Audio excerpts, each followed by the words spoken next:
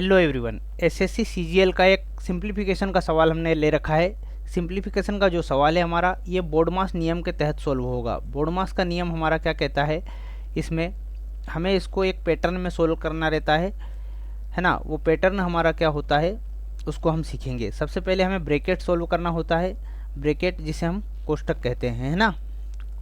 कोष्टक को सोल्व करेंगे, फिर ऑफ सोल्व करते हैं। ऑफ का मतलब गुणा होता है, इसे का भी लिखा जाता है, हिंदी में इसे का भी लिखा जाता है। इसका मतलब होता है कि हमें सबसे पहले ऑफ या का को सोल्व करना है दूसरे नंबर पे जो गुणा होता है। फिर हम सोल्व करते हैं डिवाइड, फिर हम सोल्व करेंगे मल्टीपल, ऐड और सब्सट्रैक्ट, घटाव को हल करते हैं।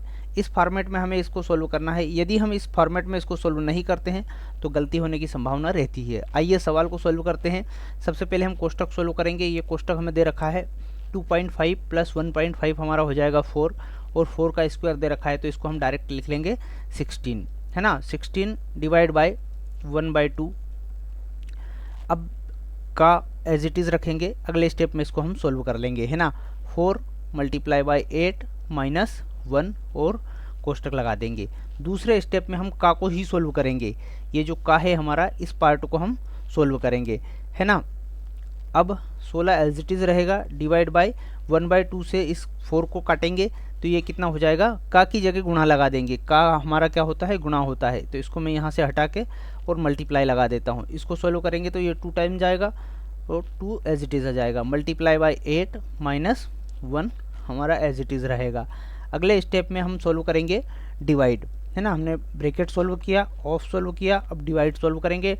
16 को हम 2 से भाग देंगे तो ये हो जाएगा 8 मल्टीप्लाई बाय 8 और माइनस 1 एज इट इज़ आ जाएगा, है ना। डिवाइड सोल्व हो गया हमारा। अब होगा मल्टीपल, मल्टीपल करेंगे। 8 और 8 का मल्टीपल होगा 64 माइनस 1, है ना।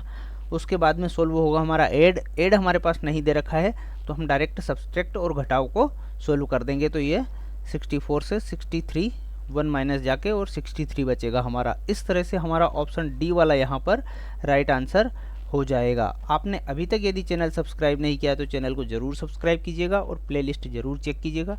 धन्यवाद।